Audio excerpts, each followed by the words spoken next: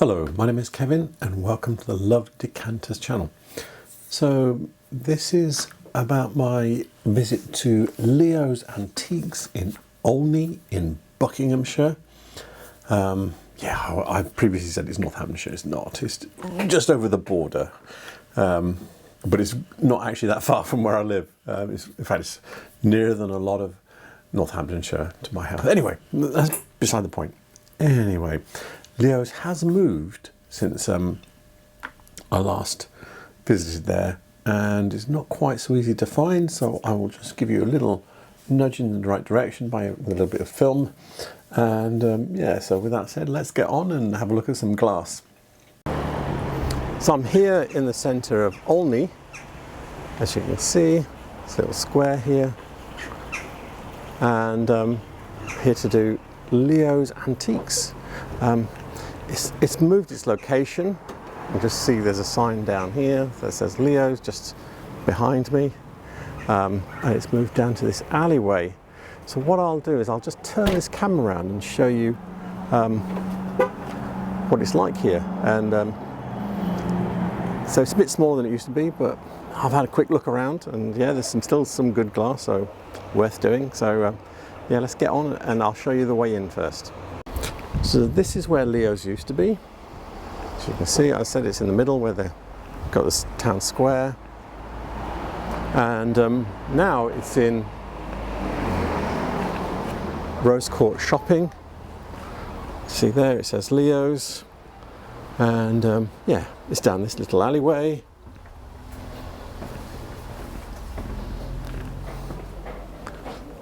And it's here. Dun dun dun. So this is where it's moved to. So right by the entrance we've got this copy of a Regency jug. They've not said, they've just said superb crystal jug. It's very Regency, the cutting, but the handle, you see the way the handle is made. This is post 1870 handle. This is probably early 20th century. How does the cutting feel? Yeah, the cutting's very sharp, which means it's probably Edwardian.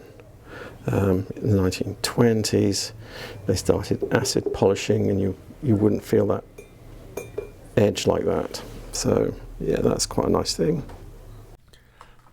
So I have explained about the jug handle before, but I will do it again.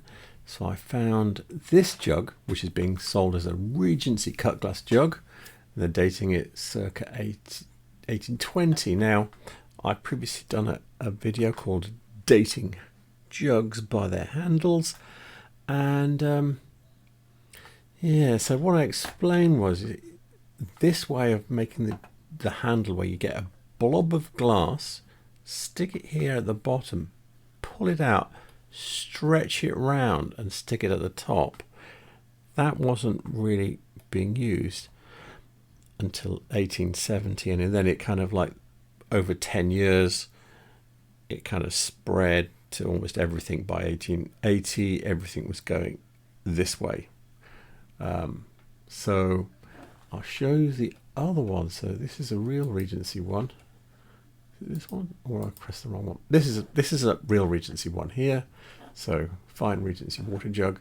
You can see this one, what they've done is they've made a strip of glass, and then they've stuck it here, pulled it round and stuck it at the bottom here like this. So that is the two different ways, top to bottom, and hang on, where is it?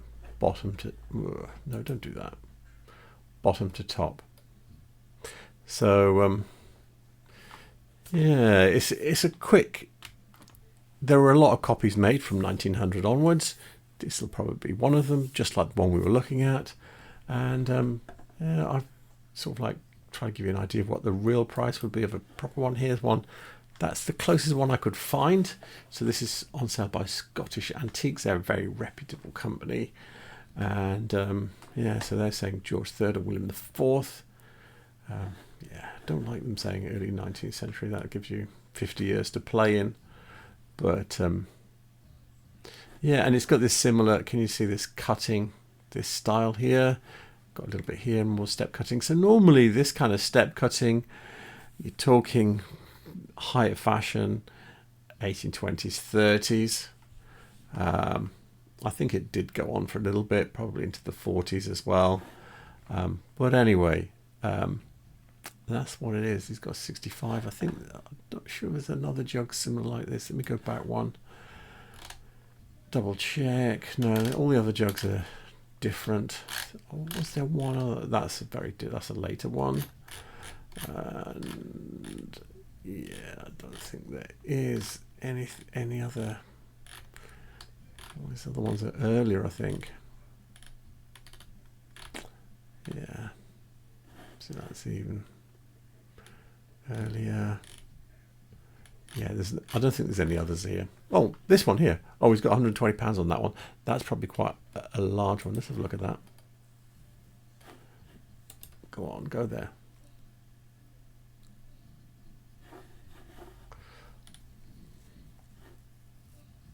Yeah, it's a kilo of glass. It doesn't size on 17 cents. Yeah, so that's about 7 inches tall, but in actual fact, a lot of that's the body, so that's going to be quite a big jug. That's going to be a couple of pints, I think. Also by the entrance is this American Carnival glass bowl. Let's have a look. Yeah, I've not seen this pattern before. How much they got? 25 on it. It'd be interesting to see what this sells for in America. I went to the trusty Davy Dottie's Carnival Glass website to find that bowl, and here it is. This is the pattern. I should go back a little bit and show you how this works. So you've got this page here. This is the landing page. Click on bowls and plates. Then you just scroll. And I know it's sunflower, so I'll just scroll fast. Even faster even. Sunflower. Where's it gone? There it is. There. So, anyway. Click on it. They don't really tell you much. I don't know what any of this stuff means. It's about colours, and I don't know exactly what they're saying here. But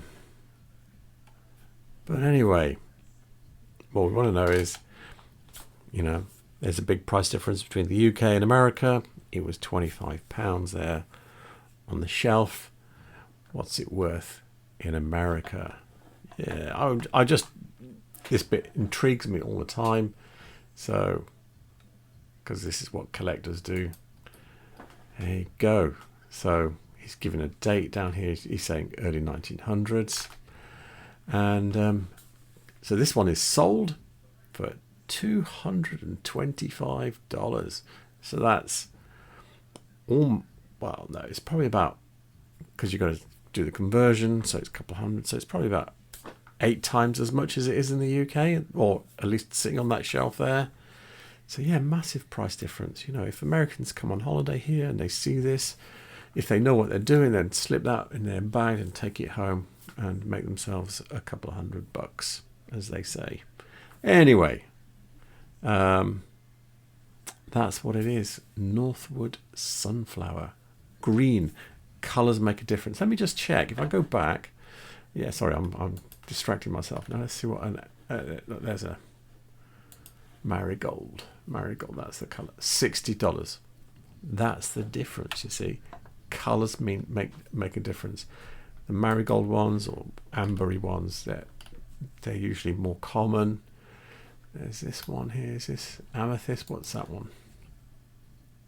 135. So the green one is a lot more expensive by quite a margin. Interesting. Got a couple of decanters here. I'm pretty certain these are John Walsh. The shape is very like a John Walsh shape. The stoppers are made to go with them. If I can't find this exact pattern, I'll be able to show you this shape in the factory drawings and how they would make them specifically to have these collars. So those are quite nice. We're looking at some factory drawings that have come out of the book The Glass of John Walsh by Reynolds. So, I want to explain some things. I haven't been able to find that exact cut pattern, but when these glass companies were making things like decanters and jugs and various other glasses, when they say they're hand blown, quite often, especially in the 20th century anyway, they were blowing them into a mould, and then they would turn the bottle within the mould, and that would rub out any seams. So when it came out, it looked like it was perfectly hand blown, and every single decanter would be exactly the same shape and size because of the mould. Now, I've read, I think it was about Stevens and Williams, that the moulds were very expensive to make. So factories would have a certain number of moulds, and then they would use different cuttings in them. So the decanters that we were looking at are this shape here. And the other thing about John Walsh, when you go through these factory drawings, you can see a lot of them are made to have silver collars. You can see, look, this is made to have a silver collar, and that one, and that, in fact, all of these are. Yeah. So, and in fact, I would say most of them are. So what I've done, just to sort of like prove my point about this shape, and look, even with the stopper shape as well, I've gone through the book, and I haven't photographed every single one that's like that. So this is just a number, just to show you. So we'll skip on, and look, there's another one with another different cut pattern, but exactly the same shape. And this one here, look, that one's really clear. Look at that. You see they were doing quite complex patterns. Oh, wrong bit, I'm picking on there. Go to the next one. Another one here. And this is probably, I think, less than half of them that are this shape. I think this one. And where is it? There it is. Can you see there? So yeah, so I'm pretty certain it's John Walsh. They were specialists, I think, in making decanters that are supposed to have silver collars. Look, none of these have got a proper pouring lip like everybody else's do. And the majority of the decanters that in the factory drawings don't have a pouring lip, so they're made to have silver collars of some kind. So yeah, so I am almost 100% certain as I can be that that pair of decanters are John Walsh, and as John Walsh kind of stopped cutting glass in 1947, and in fact they only made it just after the war, so they only did it for 2 years after the war, and then they went out of business in 49. Those decanters will be pre-war decanters. So yeah, so they're probably, 90, 100 years old. I didn't actually look at the dates on the collars actually, so forget that. But anyway, yeah, this is what I'm pretty certain they are. In front of those, there's a pair of, well, there's 5 little sherry glasses. They're nice. They're web orbit. They're marked, but it's very difficult. It's very faint. And they've named the one here as well. And I don't know if I'll be able to find them. I will look in the replacements website to see if they're in there. I've only got a 1910 catalogue. I think these are later than that, but I can look there too. So I've tried a number of different things in relation to those little sherry glasses to try and pin them down other than the Webb Corbett label that's on them. So I've been to replacements. They're not in there. There's like pages and pages of this stuff. And yeah, it's not there. So, which probably means it's not post-war. Okay.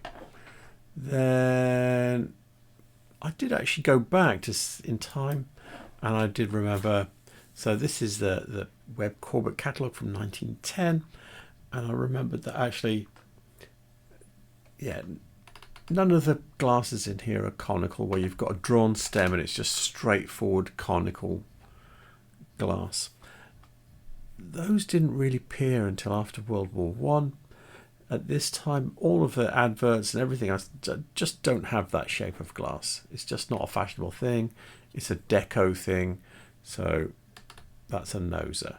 Okay, I've been through all of this catalogue, but this is the page with the most glasses on it, and you can see none of them are straightforward conical. That one kind of is, but it's basically based on a elongated rummer in a way, with a short stem and this kind of shape. Anyway, it's not that. So the only other clue we've got now, so we don't know what the pattern is. We've got the acid etched label, and it's this one here, where you've got Webb Corbett in a semicircle with Made in England, 1930 to 47. So it's probably from the 1930s, those glasses. And I've never seen that pattern before, which probably means they were probably made before the war for a very short period of time, and then boof, the war happened. Nobody's making any more fancy glass because that's not good for the war effort. So yeah, there we go. I think it's pre-war, and the acid etch pattern there is saying definitely 1930. So it's probably 1930 to 1940. That's probably as tight as we're going to get it. It says Galway crystal ice bucket plus tongs. I can also look at this up on replacements.com and try and see if there's dates, and let's see what a max price is on it. They've got £45 on it, which seems quite cheap for Irish glass, but that'll be quite interesting to find. So we're looking at the replacements.com website, and the ice bucket is Galway Lear pattern, or newer. I don't know if that's how you spell it. Anyway, this is what it is. The smaller glasses are different. They've got this sideways chevron with a line through the middle of it, unlike the bigger things like this tankard. Can you see? This is more like the ice bucket, and there is an ice bucket here, but it doesn't look like that one. So here it is. So it doesn't have little lugs on the side to pick it up. It's got a scalloped edge, but it's got this part is exactly the same. Let's click on. I didn't actually click into it. What I have found, this was made from 1988 to 2006. Actually, I'm looking at the size of this. It says it's only 5 1/8 inches high, and I think the one we were looking at was a bit bigger than that. So it only needs to be an inch taller to make it look substantially bigger when you're talking about this kind of size. But this is more like a giant, like a pint glass kind of thing, a fat pint glass, as opposed to this one, which does look more like a bucket. Anyway, in America, if you're buying it as a replacement, it's $79.95, but that's the top price. So you wouldn't achieve that in an antiques shop, because it's this is where you're going, I broke my bucket, I need a new one, blah blah blah, I'm just going to pay whatever it costs. That's what this price is. The thing I'm looking at here is this claret jug here. What have they got? Possible maker J Hall 1910. £75. That seems for such a really nice piece. I mean, if I was guessing, I would have said Stevens and Williams. Look at that, nice. They've moulded it and then they've cut around the moulding. That is really nice. Look at that. In fact, I can zoom in. Yes, look at that. That is super quality. Yeah. The handle makes me think it's Stevens and Williams, but I'll go down both of those rabbit holes and try and figure it out. So this is Stevens and Williams trade card from 1896, and this is why I was thinking Stevens and Williams. They did things like this.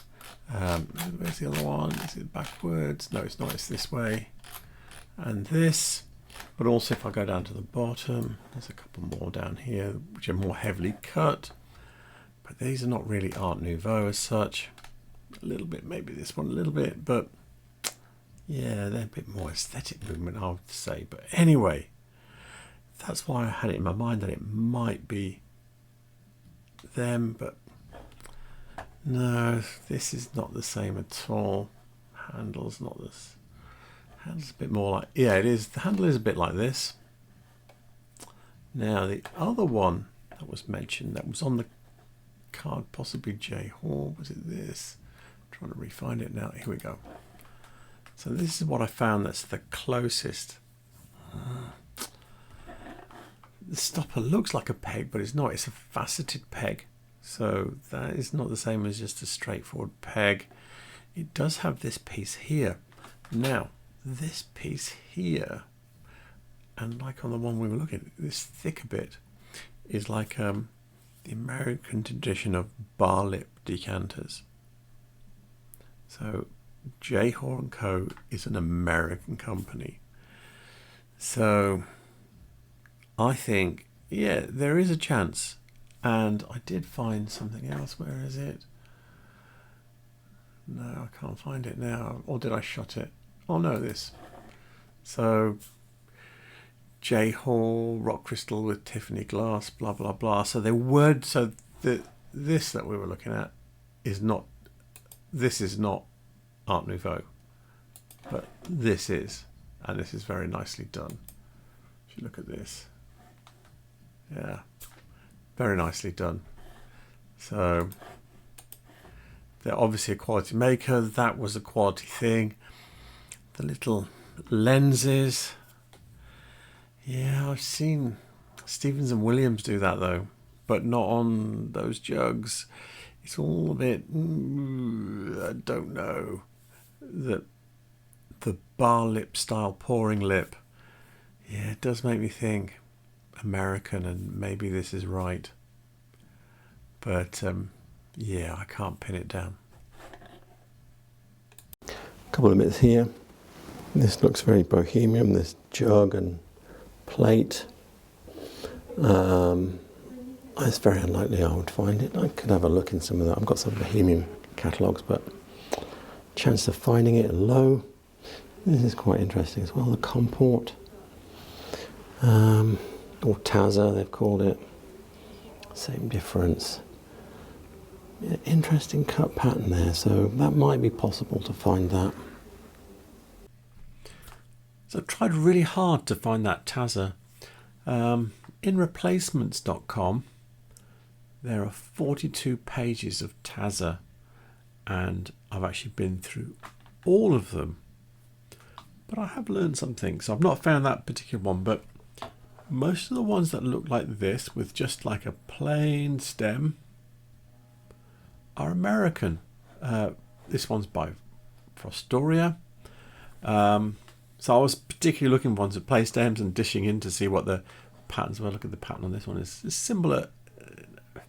It's not the same, but it's kind of probably similar level of complication. And there are a few other makers that do them like this. Libby was another one. And so I think it's American, because obviously this is international. It's got lots of UK companies in it. I did try Taza because they were calling it Taza. There's only 12 Tazas on here, but let me just see how many. Scroll down the bottom, it tells you exactly how many there are. Oh no, it doesn't tell you how many there are. But anyway, there's 42 pages worth to scroll through, and yeah, so I've just been going through. This is the one we were just looking at, and like here's another one. But yeah, just There's another one with a plain stem. That's very unlike it though, so I wouldn't even look at that one.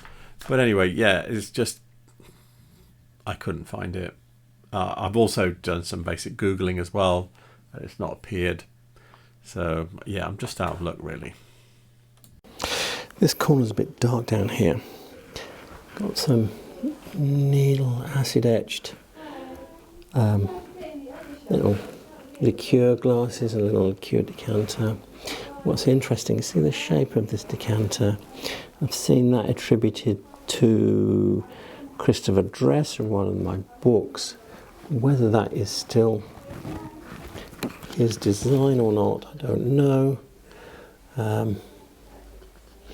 But I can show you it, and I can show you something else that I have is that shape. So I'm going to use my own website for the reference for the shape of that decanter, because the picture in the book that I'm talking about is tiny.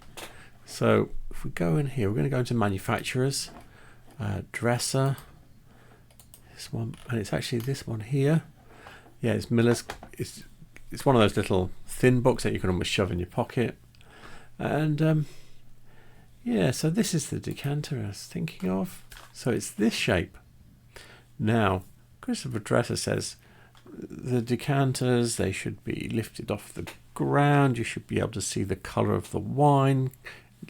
The light should be shining underneath them and all that kind of stuff. So yeah, this goes with that principle.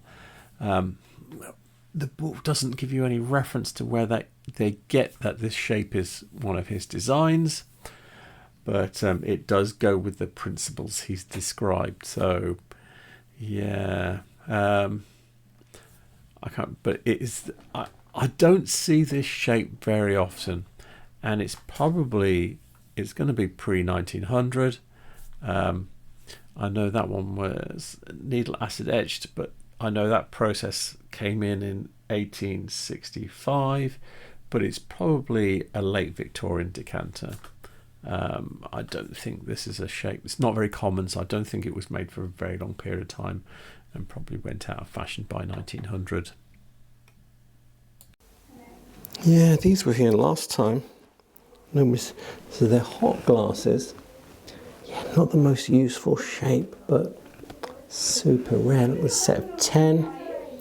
Oh no, 8, sorry, my mistake. And it looks like it's probably everything there was because there's 2 of each colour. Yeah, but they're still super nice. They kind of make you go, ooh. Yeah, sorry.